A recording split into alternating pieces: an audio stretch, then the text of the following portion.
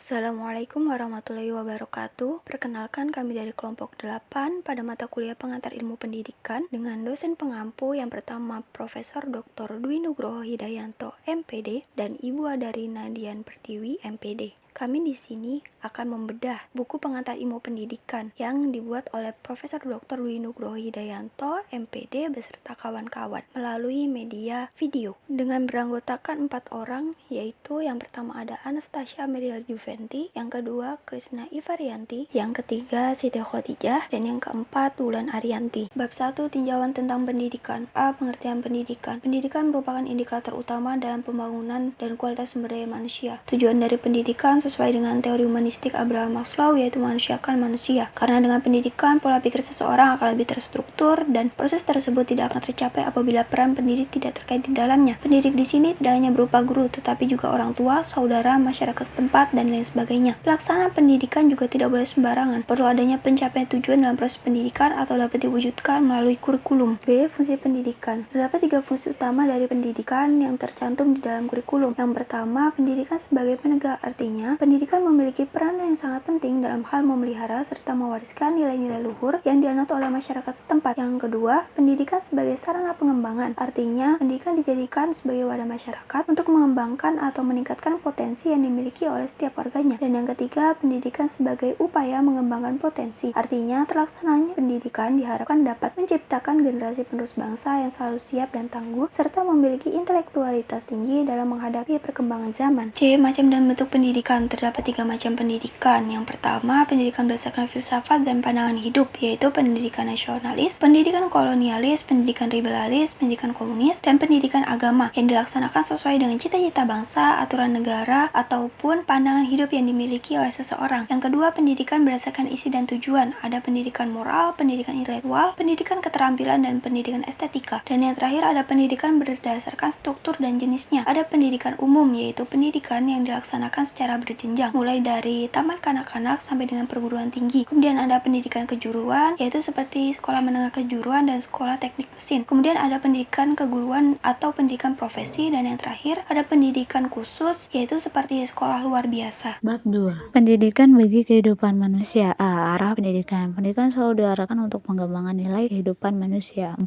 aspek pokok yang menjadi arah pendidikan, yaitu yang pertama, manfaat pendidikan berdasarkan arah pengembangan individu. Pengertian ini mengacu kepada pribadi atau pesona dengan segala kelebihan dan kekurangannya. Kedua, manfaat pendidikan berdasarkan pengembangan sosialitas. Pendidikan ialah pergaulan di antara anak manusia dengan manusia dewasa. Ketiga, manfaat pendidikan berdasarkan arah pengembangan sosial. Manusia diarahkan untuk mengenal, melaksanakan, dan menghayati nilai-nilai sebagai aturan hidup baik untuk dirinya maupun kelompoknya. Keempat, manfaat pendidikan berdasarkan arah pengembangan religi. Beberapa prinsip tersebut yaitu religi memberikan ajaran tentang nilai-nilai yang benar secara pasti. Wujud dari religi merupakan suatu sistem kebudayaan di mana religi mewarisi suatu pola yang turun-temurun. Yang C, pengakuan terhadap keterbatasan kemampuan yang dimiliki manusia di tengah alam semesta ini.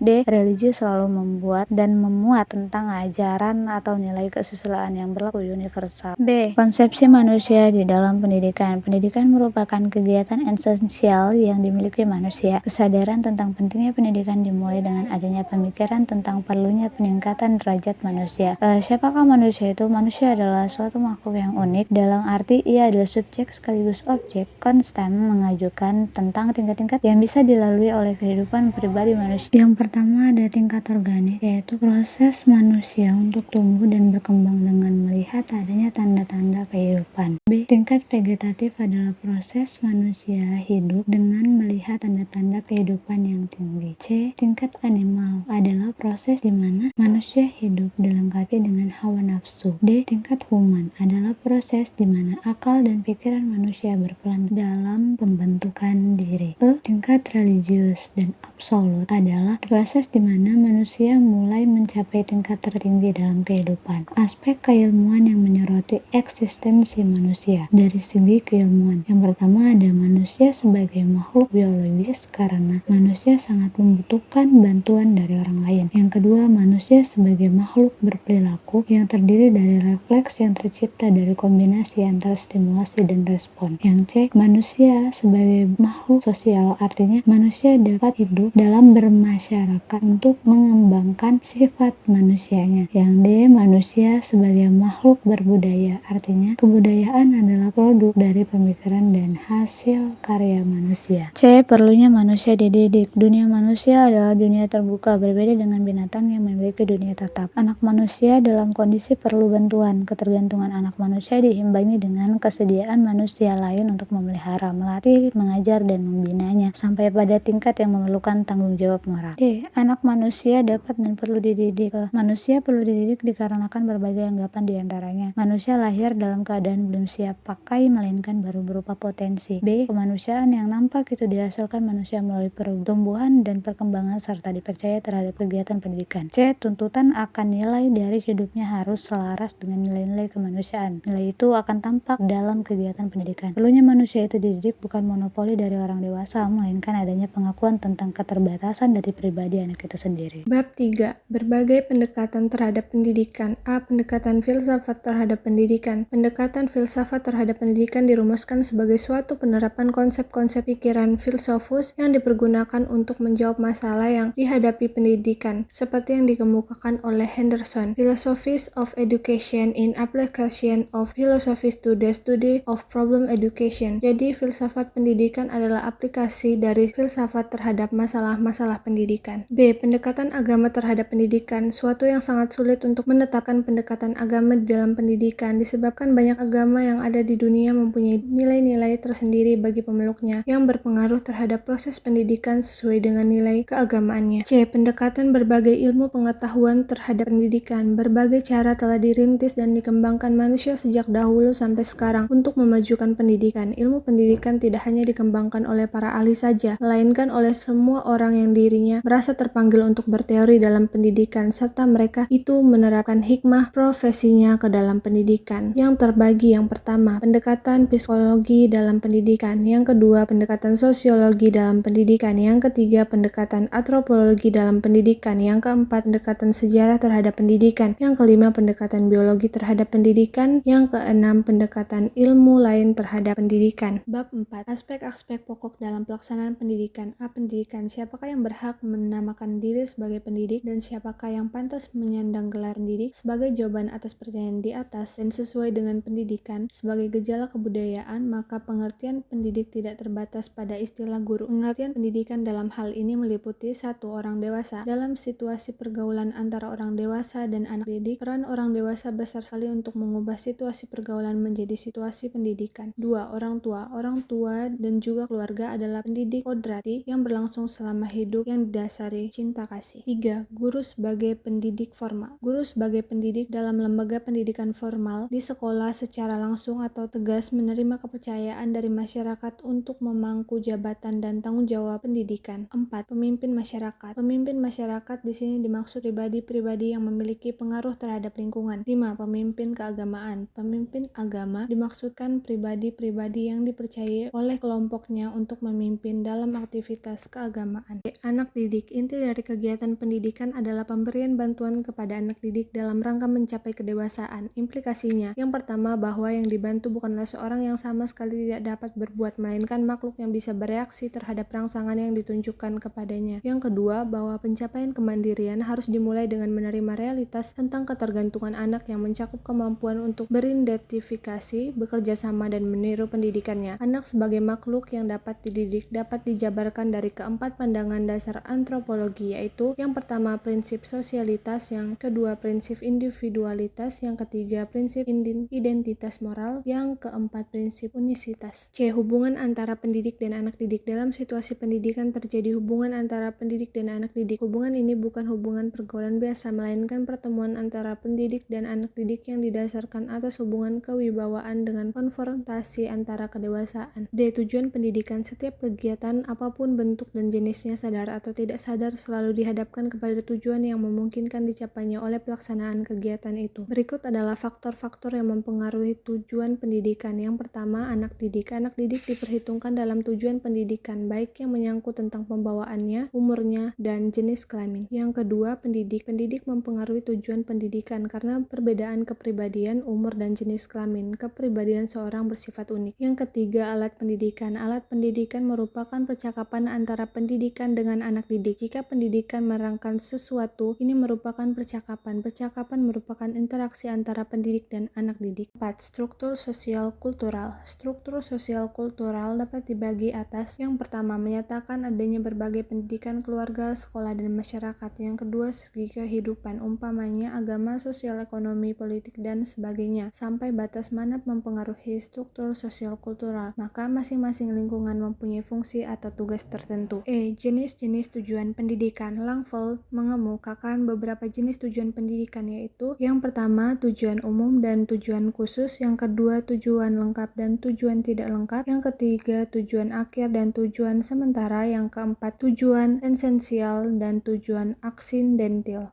Proses pendidikan. Langfeld mengemukakan dalam situasi pendidikan terjadi suatu proses di mana anak didik bersama-sama pendidik mencapai kedewasaan. Langfeld mengemukakan beberapa taraf hubungan dengan perkembangan kewibawaan anak. Taraf itu adalah 1. Perlindungan. Perlindungan ialah sikap dari pendidik terhadap anak didik berdasarkan suatu perbuatan untuk melindunginya. 2. Kesepahaman. Kesepahaman itu memungkinkan pertemuan kesepahaman menunjukkan suatu hubungan. Sepaham artinya jika mereka menghadapi situasi pendidikan yang sama. 3. Keselarasan. Keselarasan ialah yang didapat antara kelakuan pendidik dan anak didik. Keselarasan juga merupakan hubungan. 4. Kerukunan. Kerukunan memberikan dasar kehidupan bersama. 5. Keberdirian sendiri. Pada taraf ini anak itu sadar akan kepribadiannya, maka berusaha menentukan sesuatu atau usaha sendiri. G. Peran dan tanggung jawab pendidik. Manusia dewasa hanya menjadi pendidik dalam hubungannya dengan anak didik. Dalam situasi pendidikan, peran ini bukan peran perseorangan, melainkan peran komplementer. Tanggung jawab pendidik adalah mengajar, membimbing, mengarahkan, melatih, menilai, dan mengevaluasi peserta didik. Bab 5. Tripusat Pendidikan. Tripusat pendidikan adalah suatu konsep pendidikan yang dicetuskan oleh Ki Hajar Dewantara sebagai pendiri Taman Siswa dan disebut juga sebagai Bapak Pendidikan Nasional. Beliau menyatakan bahwa tripusat pendidikan adalah lingkungan pendidikan yang terdiri dari lingkungan keluarga, sekolah, dan lingkungan masyarakat. A. Keluarga sebagai lembaga pendidikan yang pertama dan utama. Sebagai pendidikan pertama dan utama, keluarga memiliki peranan yang begitu penting. Sesuai dengan teori tabula rasa, John Locke menyebutkan bahwa lahirnya seorang anak ke dunia diibaratkan seperti kertas kosong. Anak juga memiliki ketergantungan yang tinggi kepada orang lain. Oleh sebab itu, untuk menunjang pertumbuhan dan perkembangan anak, orang tua dapat memberikan stimulasi dan makanan yang bergizi. B. Sekolah sebagai lembaga pendidikan formal. Sekolah merupakan lembaga pendidikan formal yang lahir dan berkembang di lingkungan masyarakat dengan tujuan mencerdaskan generasi penerus bangsa. Lembaga yang berwenang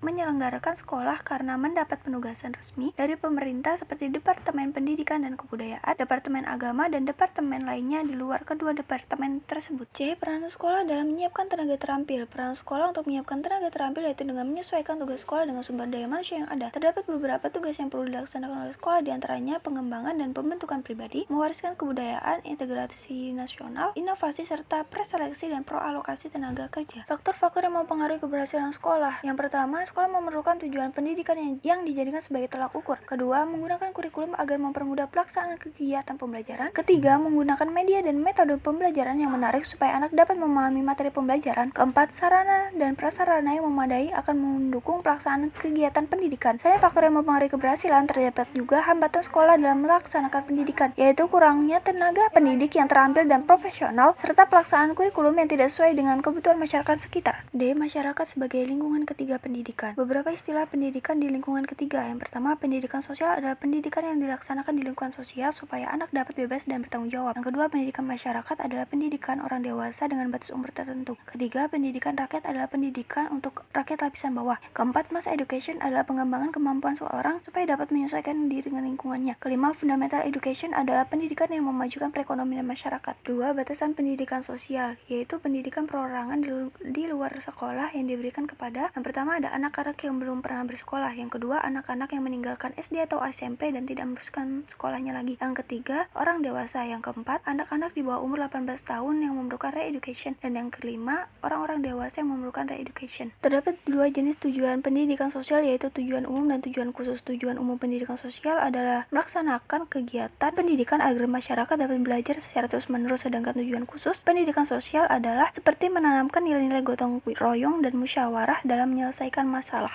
F. Persamaan dan perbedaan dalam pusat pendidikan. Yang pertama, persamaan dan perbedaan dari pendidikan informal dan pendidikan non-formal. Persamaannya adalah sama-sama terjadi di luar pendidikan formal. Penerimaan peserta didik tidak berdasarkan prestasi akademik dan materi bersifat praktis. Yang kedua, ada perbedaannya, yaitu pendidikan non-formal diprogramkan secara tertentu dan dengan waktu belajar tertentu, sedangkan pendidikan informal tidak diprogramkan secara tertentu dan tidak memiliki waktu belajar tertentu. Evaluasi kegiatan pendidikan formal dilakukan secara sistematis, sedangkan pendidikan informal tidak melakukan evaluasi. Kedua, yaitu persamaan dan perbedaan antara pendidikan non-formal dan pendidikan formal. Persamaan yaitu sama-sama melaksanakan pendidikan yang memiliki tujuan dan sesuai dengan materi pembelajaran yang diprogramkan, serta evaluasi pelaksanaan program diselenggarakan oleh pemerintah. Sedangkan perbedaannya adalah pendidikan non-formal tidak terbagi atas jenjang, memiliki waktu pelaksanaan yang singkat, dan usia peserta didik untuk pendidikan formal tidak perlu sama, sedangkan pada pendidikan formal sebaliknya. Bab 6. Kurikulum dan skenario modernisasi sikap. Model perkembangan suatu negara untuk mencapai mobilitas vertikal maupun horizontal tak terlepas dari tujuan dan peran penting pendidikan di dalamnya. Satu, saripati pendidikan. Pengaruh dan generasi ke generasi berikutnya, baik dengan fisiologi, intelektual, dan akhlak. Dua, pendidikan dan perkembangan sikap modern. Pesan mengintikan beberapa kecenderungan yang ditunjukkan oleh manusia modern, memandang hakikat hidup manusia sebagai baik dan menyenangkan, peningkatan berkarya dan untuk pribadi, berorientasi pada masa depan, berusaha menguasai alam, hubungan bermasyarakat didasari prinsip individualisme. Tentang kecenderungan ciri sikap independen manusia modern. Satu, progresif dan ulet. Dua, berinisiatif. C, memiliki pengendalian diri, kepercayaan putusan sendiri, memperoleh kepuasan usaha sendiri. Kurikulum sebagai skenario modernitas sikap. Ada 4 komponen utama kurikulum yang saling berkaitan untuk membentuk perilaku seorang anak. 1, tujuan. 2, isi bidang studi. 3, strategi penyampaian. 4, evaluasi. Peningkatan SDM melalui pembaruan kurikulum. Posisi pendidikan semakin penting dan strategis baik di kalangan praktisi maupun akademis dewasa ini dalam rangka otonomi daerah. 1, kurikulum berbasis kompetensi (KBK). Pendidikan merupakan salah satu cara menuju masyarakat maju, yakni masyarakat yang mampu bersaing di kancah internasional. 2, akar makna kurikulum. Peran sekolah dalam implementasi kurikulum dapat dioptimalkan dengan rangka membina generasi muda untuk menjadi manusia. 3, akar makna kompetensi. KBK sebagai salah satu wujud dari upaya perbaikan pendidikan lahir melalui berbagai pertimbangan yang cukup matang. Kurikulum sebagai pemandu perubahan dalam perkembangan budaya manusia. Tingkat-tingkat penguasaan akan ilmu pengetahuan teknologi semakin memiliki peran sangat penting terutama dalam bagi masyarakat di antara bangsa-bangsa lain. Koherensi kurikulum. Kurikulum merupakan salah satu komponen penting dalam rangka mewujudkan cita-cita bangsa. Bersama dengan perkembangan masyarakat berdasarkan tuntutan, pandangan kurikulum akan memperbaiki sekaligus pengaruh dan perkembangan dan tuntutan tersebut. Kurikulum koheren. A. Makna kurikulum. Penyusunan kurikulum koheren melibatkan pengaitan bagian-bagian kurikulum, identifikasi konteks yang bermakna bagi informasi dan keterampilan, serta memberikan bantuan siswa untuk memahami pengalaman belajarnya. Upaya menuju kurikulum koheren melibatkan eksplorasi tentang bagaimana seorang berpikir tentang pengalaman-pengalamannya. Kurikulum koheren berisi muatan pendidikan umum dan muatan pendidikan khusus, bahkan mencakup masalah supradisiplin baik yang praktis maupun teoritis. B. Kurikulum lintas disipliner. Kurikulum intradisipliner dikembangkan oleh tim guru yang memiliki pemahaman dalam terhadap isi dan mengetahui kebutuhan siswa terhadap saling ketergantungan pengetahuan. Siklus dan model perencanaan kurikulum terpadu ditawarkan Tenner 1989, yakni siklus dan model yang pada taraf penyusunan dan penerapan memerlukan keterlibatan tim intradisipliner. C. Komponen kurikulum koheren. Menurut PT Genes dan Hampstead 1945, terdapat sejumlah komponen kunci kurikulum koheren, diantaranya 1. Identifikasi tujuan. Tujuan merupakan komponen terpenting dalam kurikulum koheren. Kedua, pengintegrasian isi ialah membuat isi lebih bermakna bagi siswa. Ketiga, membuat hubungan. Membuat hubungan di sini berarti pengorganisasian. Keempat, penggunaan penilaian tradisional dan penilaian alternatif, penggabungan cara penilaian terhadap tema-tema, kegiatan, dan kebutuhan siswa, menjamin kurikulum yang lebih koheren. Kelima, menetapkan teori pendidikan yang sesuai. Penetapan teori pendidikan secara tepat ini akan mendorong keberanian siswa untuk belajar lebih banyak tentang aspek-aspek sosial, politik, agama, dan kultural. Keenam, personalisasi belajar, memahami siswa melakukan hal yang penting dalam personalisasi belajar. 7. Peningkatan hubungan dalam kurikulum koheren, siswa melihat guru bukan sebagai guru tetapi sebagai instruktur. Kedelapan, pengembangan penjadwalan yang efektif dan struktur organisasi. Penggunaan jadwal dan organisasi yang luas dan efektif memungkinkan guru menanggapi kebutuhan siswa secara luas. 9. Merefleksi. Refleksi berarti berhenti dan menengok ke belakang. Refleksi ini dapat membantu memperbaiki pikiran dan perasaan. D. Kurikulum koheren di Indonesia. Kurikulum yang berlaku secara nasional yang bernama kurikulum berbasis kompetensi KBK dan berubah lagi menjadi kurikulum tingkat satuan pendidikan KTSP. Merupakan program yang berisi bahan kajian pokok dan kajian konstekstual yang wajib dikuasai peserta didik dalam semua jenjang pendidikan. Berdasarkan struktur mata pelajaran yang ditawarkan dalam KBK dan KTSP, dapat disimpulkan bahwa pada tingkat konsep kurikulum pendidikan nasional telah mengarah pada koherensi. Penelitian kurikulum koheren. Hasil penelitian Clifford Geertz 1983 mengemukakan bahwa cara terbaik untuk membawa anak kepada kekomplekan masyarakat ialah dengan memperkenalkan anak tersebut pada dunia yang berbeda atau kultur, disiplin, percakapan sehari-hari yang akan memberikan efek timbal balik dengan yang lain juga.